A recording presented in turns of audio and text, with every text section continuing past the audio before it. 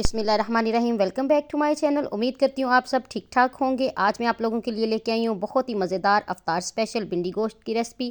جیسا کہ بھنڈیوں کا سیزن سٹارٹ ہو چکا ہے، میں نے سوچا کیوں نہ آپ سے بھنڈی گوشت کی ریسپی شیئر کی جائے، تو اس کے لیے میری ویڈیو کو شروع سے اینڈ تک ضرور دیکھیں۔ امید کرتی ہوں آپ کو میری ریسپی پسند آئے گی۔ آئیے ریسپی کو سٹارٹ کریں۔ بھنڈی گوشت بنانے کے لیے میں نے یہاں پہ لیا ہے ہاف کپ آئل، ساتھ ہی چولہے کو میں نے آن کیا ہے۔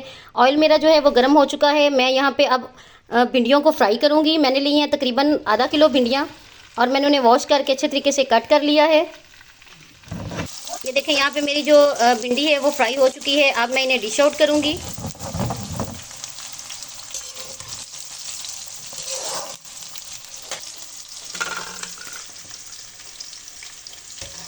یہ دیکھیں جی، یہاں پہ میں نے اپنی بھنڈی توریوں کو ڈش آؤٹ کر لیا ہے۔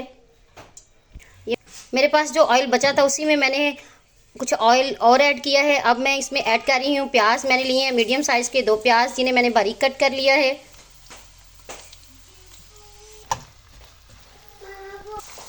یہاں میرے پیاز کا کلر جو ہے وہ براؤن ہونا شروع ہو چکا ہے، لیکن میں اسے مزید 2 سے 3 منٹ اور فرائی کروں گی۔ اسے ہلکا براؤن ہونے تک میں فرائی کروں گی۔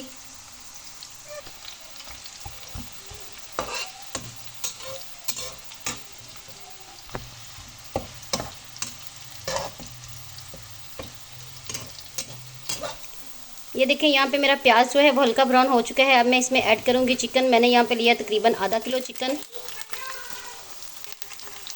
چکن ایڈ کرنے کے بعد میں اسے اچھے طریقے سے مکس کروں گی، اور میں اسے تقریباً 10 منٹ تک پیاز کے ساتھ فرائی کروں گی۔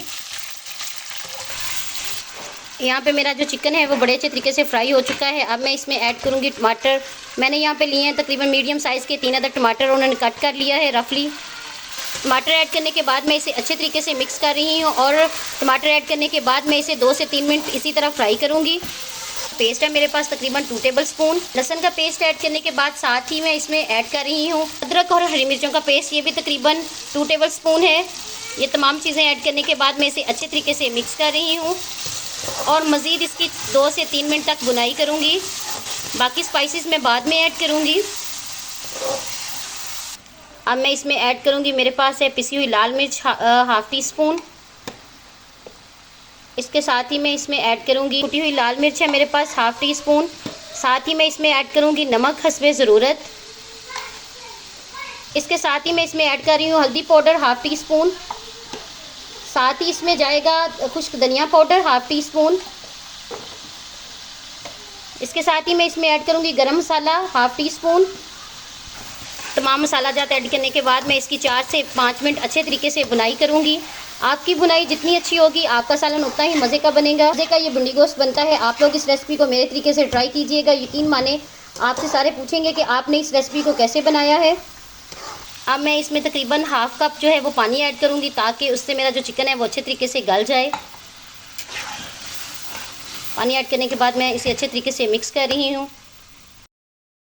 یہاں پہ میرے جو چکن میں نے پانی ایڈ کیا تھا وہ مکمل طور پہ خشک ہو چکا ہے، اس کا آئل بھی سیپریٹ ہو چکا ہے، لیکن اب میں اس کی 2 سے 3 منٹ اچھے طریقے سے بنائی کروں گی۔ بہت مزے کی خوشبوئیں آ رہی ہیں، بہت مزے کا سالن بننے جا رہا ہے۔ یہ افطار اسپیشل ریسپی بننے جا رہی ہے بھنڈی گوشت۔ آپ لوگ اس ریسپی کو ضرور ٹرائی کیجئے گا، مجھے فیڈ بیک بھی دیجئے گا کہ آپ کی یہ ریسپی کیسی بنی۔ یہاں پہ میرا جو چکن ہے بڑے اچھے طریقے سے بن چکا ہے۔ یہ دیکھیں جیسا کہ میں آپ کو دکھا رہی ہوں کہ آئل بھی سیپریٹ ہو چکا ہے۔ اب اس سٹیج پہ میں اس میں ایڈ کروں گی بھنڈیاں جو میں نے فرائی کی تھیں، اور بھنڈی ایڈ کرنے کے بعد میں آنچ کو بالکل لو کر دوں گی، اور اسے 5 سے 7 منٹ جو ہے دم پہ پکاؤں گی۔ اب میں اسے اچھے طریقے سے مکس کر رہی ہوں،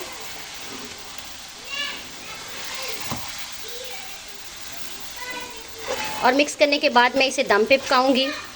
یہ دیکھیں جی، یہاں پہ میرا مزیدار بھنڈی گوشت جو ہے وہ بن کے تیار ہو چکا ہے۔ اب میں لاسٹ میں ایڈ کر رہی ہوں، میرے پاس باریک کٹ کیا ہوا سبز دھنیا ہے۔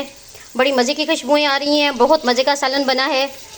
امید کرتی ہوں آپ کو میری ریسپیز پسند آ رہی ہوں گی۔ میرے چینل پہ نئے ہیں تو چینل کو سبسکرائب کر دیں، میری ویڈیوز کو لائک اور شیئر کرنا مت بھولیں، بیل آئیکن کو بھی دبا دیں تاکہ ہر آنے والی ویڈیو آپ کو مل سکے۔ ملتے ہیں نیکسٹ ویڈیو میں، مجھے رکھیں دعاؤں میں یاد، تب تک کے لیے اللہ حافظ۔